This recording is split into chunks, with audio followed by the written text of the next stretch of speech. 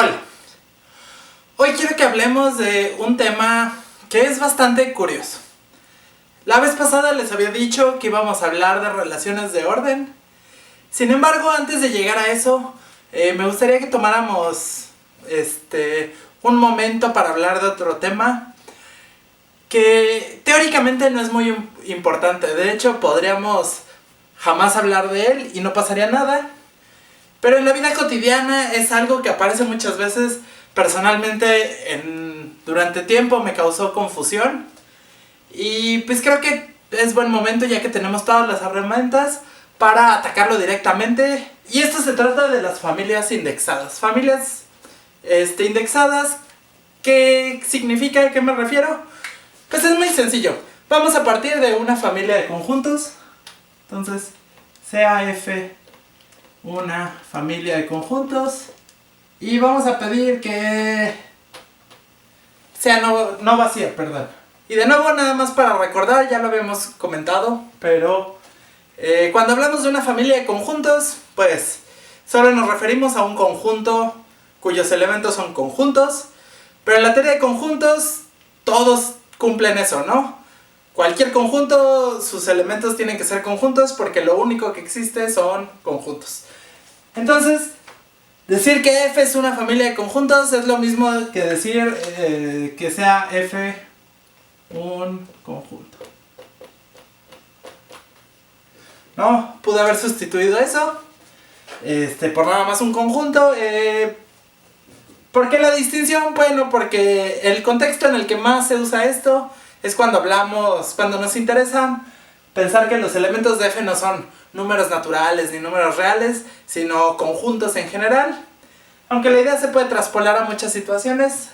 Entonces solo hay que tener en cuenta que decir una familia de conjuntos, pues formalmente es lo mismo que decir que es un conjunto, pero pues también vamos a estar pensando, por ejemplo, en operaciones de conjuntos entre los elementos de la familia, ¿no? Entonces, pues la notación puede adecuarse un poco al contexto, pero formalmente es exactamente lo mismo, ¿no? Pero entonces, ¿dónde viene la parte de indexadas? Pues hay veces que estas familias las queremos escribir de una forma de este estilo. F, como la familia de los I's, tales que I está en I. Y uno dice, bueno, ¿qué significa esto? Tal vez ya lo hayan visto antes. Yo la primera vez que me topé con algo de este estilo en una clase, pues el profesor nada más dijo, sí, tomamos una familia indexada por un conjunto de índices, sí. Y no dijo más. Yo tampoco pregunté, lo cual debía haber hecho. Y bastante tiempo después, en alguna otra clase en la que estaba, el profesor de nuevo mencionó algo así, pero alguien más sí preguntó. ¿Qué significa eso de un conjunto de índices? ¿Quiénes son los índices? No sé qué. Y pues el profesor tampoco lo explicó muy bien en esa instancia. Solo dijo, no, pues I es un conjunto cualquiera. Y solo lo vamos a usar para nombrar a los elementos de F. Y realmente ahí está la clave, ¿no? Cuando queremos escribir a F de esta forma, solo queremos tener un nombre canónico, genérico para sus elementos, ¿no? Aquí cada elemento de F está nombrado como A sub I, donde I es un elemento del conjunto de índices. Y entonces, pues sí, el conjunto de índices simplemente son las cosas que voy a poner para identificar entre elementos de F. Entonces, la idea de pensar en familias indexadas solo es en ponerle nombres a los elementos de F. Muchas veces lo que ocurre es que la gente solo dice, pues esto sí se puede hacer, quién sabe quién sea mi conjunto de índices, pero seguro hay un conjunto de índices que sirva, y solo vamos a pensar que, pues, si tengo una familia de conjuntos, la puedo indexar y ya, ahí está. Resulta que esto se le puede dar una justificación formal, que no solo es, que esto se puede interpretar de otra forma. Y nos da un poco de claridad de a qué nos referimos con esto de nombrar objetos, de los índices y demás. Entonces vamos a tratar de desarrollar la idea para ver más o menos de qué trata. Y un ejemplo que me gustaría llamar a la atención son las sucesiones de números reales. Entonces, en R, una sucesión digamos xn con n en los naturales. De sus cursos de cálculo probablemente todos han trabajado con sucesiones y límites de sucesiones y demás. Y si recuerdan, una sucesión es una función f que va de los naturales en los reales, ¿no? Donde simplemente f de n es xn. Entonces, formalmente se define una sucesión de esta forma, ¿no? Simplemente es una función que a cada número natural le asigna un número real.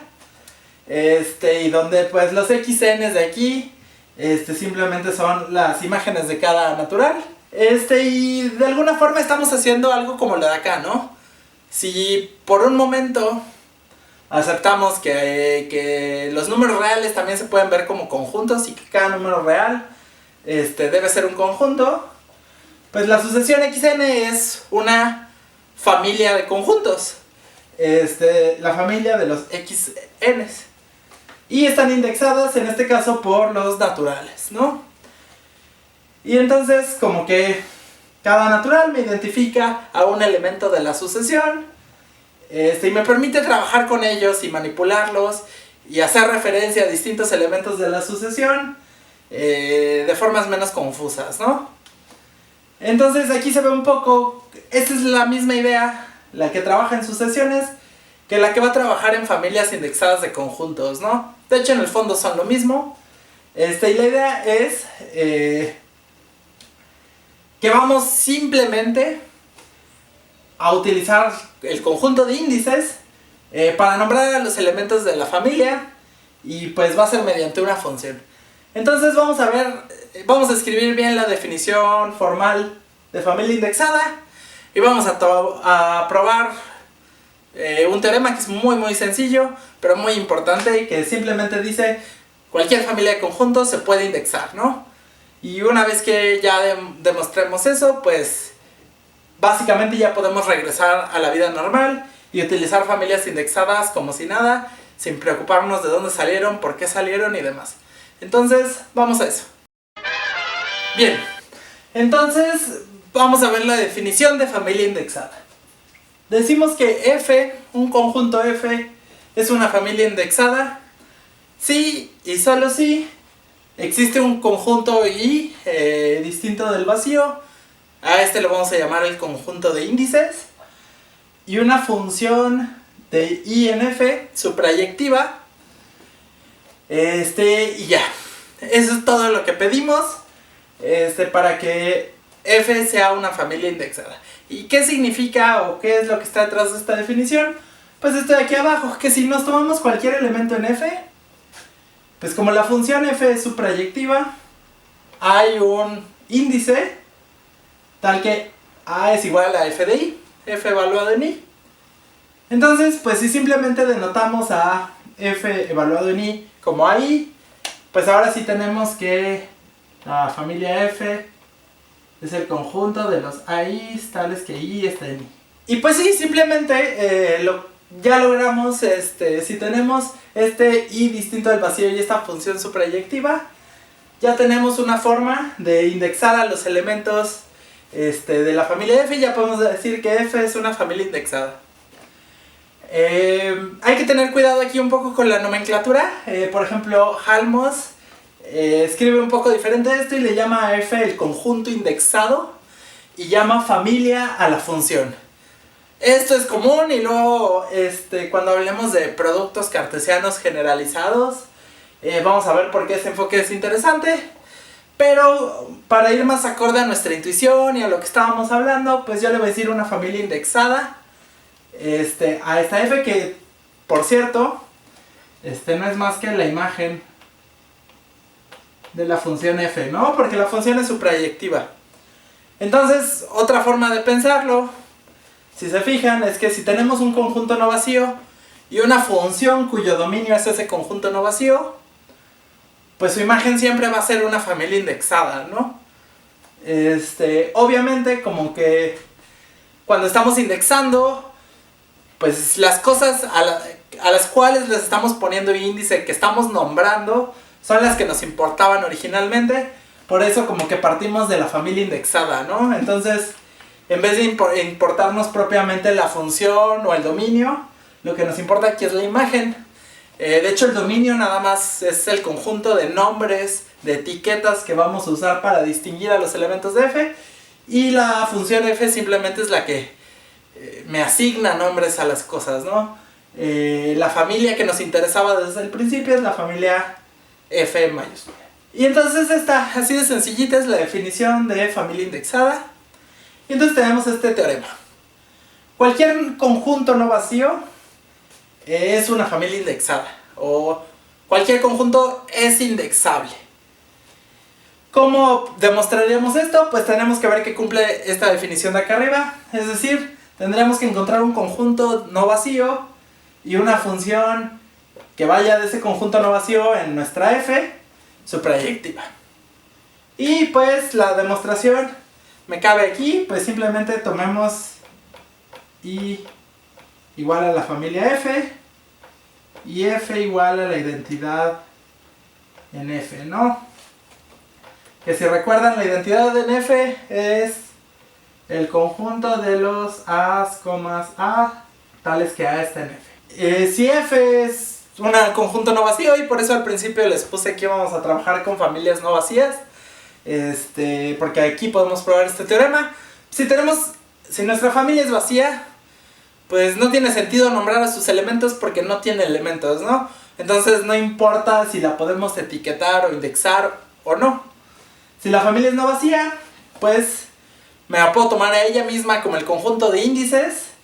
¿Y de qué forma voy a indexar a los elementos? Pues a cada uno lo voy a nombrar consigo mismo. Y esto parece medio extraño, medio absurdo, medio circular. Pero este solo es un tecnicismo para probar que cualquier cosa se puede ver indexada, que cualquier familia la podemos indexar. Pero en realidad, pues, con lo que nos tenemos que quedar es con esto de aquí, ¿no? Que si yo tengo cualquier conjunto no vacío, pues yo lo puedo escribir de esta forma, como el conjunto de los a's, tales que i está en i, y ya puedo pensar que ya etiqueté a todos sus elementos. Otro detalle importante es que nosotros solo pedimos que la función fuera suprayectiva. En ocasiones es útil pensar que la función sea biyectiva, y de hecho aquí, cuando demostramos que todo conjunto es una familia indexada, la función que dimos de hecho es biyectiva, ¿no? Entonces, si aquí le hubiéramos puesto biyectiva, esta misma demostración funciona. ¿Cuál es la diferencia entre pedir que esta función sea suprayectiva o biyectiva? Pues bueno, suprayectiva siempre queremos que sea porque queremos etiquetar a todos los elementos de la familia. Si esta función no fuera suprayectiva, habría un elemento de la familia al que no le toque etiqueta, y pues todo el punto de hablar de familias indexadas y del conjunto de índices era eso, ¿no? Darle su etiqueta a cada elemento de la familia. Entonces, que sea suprayectiva es absolutamente necesario. Ahora, ¿qué nos dice que sea biyectiva? Pues nos dice que es inyectiva, ¿no? Si ya era suprayectiva, lo único que le estamos agregando es que sea inyectiva. Y si es inyectiva, ¿qué significa? Pues que si dos cosas tienen la misma etiqueta, más bien, que si tengo dos etiquetas distintas, pues me van a nombrar elementos distintos. Es decir, que con yo de veras fijarme en las etiquetas de los elementos de la familia, puedo saber si dos cosas son iguales o son distintas. Esto, dependiendo del contexto, puede ser útil o puede no serlo. Por ejemplo, en las sucesiones, hace rato hablamos de sucesiones de números reales. Pues la sucesión constante 1, pues es una sucesión que sí es interesante en cálculo, ¿no? Converge, es una sucesión bastante bonita, es acotada, ¿no? Se pueden decir muchas cosas sobre la sucesión constante 1. Y la función que la define, si la pensamos de esta forma, pues tenemos la función de los naturales y los reales que define a la sucesión constante 1, pues es la función constante 1, ¿no? Entonces esa función no es inyectiva, y sin embargo me define una familia interesante, o bueno, en el contexto de cálculo, una sucesión interesante. Entonces, por eso no siempre hay que pedir biyectiva, pero si lo deseamos, es decir, si queremos que las etiquetas, al usar etiquetas distintas, yo nombre objetos distintos, o dicho de otra forma, que un mismo elemento de f no tenga dos etiquetas o dos índices distintos, podemos pedirlo, ¿no? Y no estamos pidiendo más, siempre se puede hacer. Y con esto ya, cualquier conjunto o cualquier familia la podemos indexar, la podemos pensar escrita de esta forma, y eso nos permite manipular algunas cosas y escribir unas cosas de una forma más bonita. Nos permite trabajar con uniones, intersecciones arbitrarias de una forma más bonita. Entonces vamos a ver unos ejemplos de notación, de cómo reescribir algunas cosas, y con eso terminamos. Bien, entonces vamos a ver un par de ejemplos. Primero, pues vamos a tomarnos un conjunto no vacío, y de nuevo, por lo que demostramos hace ratito, tenemos que lo podemos pensar como una familia indexada. Es decir, ya podemos escribirlo de esta forma, y fíjense que ya no nos importa quién es el conjunto de índices, quién es la función con la que indexamos. Eso realmente nunca nos importó. Simplemente nos importa que ya todos los elementos de f están etiquetados por algún conjunto de índices no vacío, y pues ya, es todo lo que nos interesa. Y vamos a ver por qué nos interesa, ¿no? Y estos son algunos ejemplos de cosas que se pueden escribir de una forma un poco más, pues más intuitiva. Pues sí, un poco más intuitiva usando las etiquetas. Entonces nosotros definimos la unión de f, ¿no? Y ese es un concepto un poco extraño, la unión de un solo conjunto, porque estamos acostumbrados a que la unión es una operación que se hace entre varios conjuntos, ¿no? Entonces las familias indexadas nos permiten rescatar esa idea, simplemente escribiendo a la unión de f, y esto es notación, como la unión con i en el conjunto de índices de a sub i. Entonces, efectivamente, pues aquí ya estamos pensando como que estamos uniendo a todos los elementos de f. ¿Qué era la intuición detrás de la unión de la familia f? Era, vamos a unir a todos sus elementos.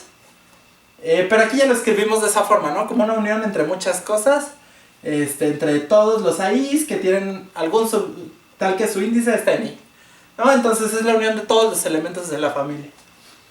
Y esto, pues como conjunto, si se acuerdan, la unión de f era el conjunto de todos los elementos de f. Para no escribir eso, se puede escribir con índices de una forma un poco más bonita. Son todos los x, tales que hay un índice, tal que x está en a sub i. Y ya, eso es todo. Esa es la unión de los a's, que es la unión de la familia f, pero pues escrita de una forma mucho más clara, ¿no? De la misma forma, pues la intersección de f, como f es no vacía, esto lo tenía sentido. Acuérdense que la intersección del vacío no existe, pero de ahí en fuera la intersección de cualquier conjunto sí existe, y es lo mismo. Podemos usar esta nueva notación, escribirla como la intersección de los a's, tales que i está en el conjunto de índices, y de nuevo es escrito explícitamente. La intersección de f eran todos los x's que estaban en todos los elementos de f. Pero para no estarle dando tantas vueltas, simplemente podemos escribir, pues, son los x's tales que x está en a sub i para cualquier índice i. No importa cuál te agarres, x está ahí. Y de nuevo, corresponde con la intersección de f, pero pues es una forma un poco más intuitiva de escribirlo. Y otro ejemplo, aprovechando que apenas hablamos de relaciones de equivalencia y de particiones, pues otra forma de escribir la definición de partición es utilizando una familia indexada, ¿no? Entonces, si x es un conjunto no vacío, decimos que la familia indexada P, de nuevo, P con que sea un conjunto no vacío lo podemos indexar, ¿no? Entonces ya no me importa quién es P, más que es un conjunto no vacío, que ya está indexado. Son los PI tales que y están de nuevo algún conjunto de índices sí, no me importa quién sea. Y vamos a decir que es una partición de x, sí y solo sí.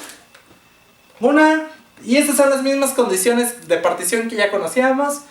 pero reescritas ahora con índices, ¿no? La primera es que no importa qué índice te agarres, el P sub I es un subconjunto de X. Eso lo habríamos puesto como que la P gorda esta estaba contenida en la potencia de X, ¿no? Todos sus elementos eran subconjuntos de X. Esta es otra forma de decirlo. También aquí pudimos haber puesto que Pi era un elemento de la potencia de X. Y es exactamente lo mismo, ¿no? Es sinónimo decir que Pi es subconjunto de X a decir que es elemento de la potencia de X. También aquí decimos que cada elemento de la partición tiene que ser, o cada parte de la partición tiene que ser no vacía. Pues dame cualquier índice y el P sub I no es vacío. Esta es la más interesante, que es cuando hablábamos de conjuntos ajenos a pares, ¿no? Y decíamos, pues dame cualesquiera dos índices, y si resulta que los índices son distintos, entonces PI intersección PJ es igual al vacío. Como tarea o como ejercicio, piensen un poco. Resulta que al poner esta condición, ya estamos pidiendo que la función que me definía mi familia indexada, la función que iba del conjunto de los índices a la familia que iba a indexar, esta condición de aquí ya me obliga a que sea biyectiva. Entonces, por ejemplo, en las particiones siempre se pide que sea biyectiva. Contrario a las sucesiones, ¿no? Donde dimos el ejemplo de la constante 1, donde la función que definía esa familia no era inyectiva, ¿no? Entonces, esta condición resulta que ya te obliga a que sea inyectiva esa función. Les toca a ustedes revisar por qué, si no luego lo discutimos. Pero era eso, ¿no? Que dos cachos de la partición pues no pueden tener elementos en común, ¿no? Entonces, pues si I fuera igual a J, significa que estamos hablando del mismo pedazo, que I y J son exactamente la misma etiqueta, y pues la intersección de algo consigo mismo siempre es eso mismo, ¿no? Entonces me quedaría PI intersección PI, pues sería igual a PI, que no es vacía, por lo que dijimos antes.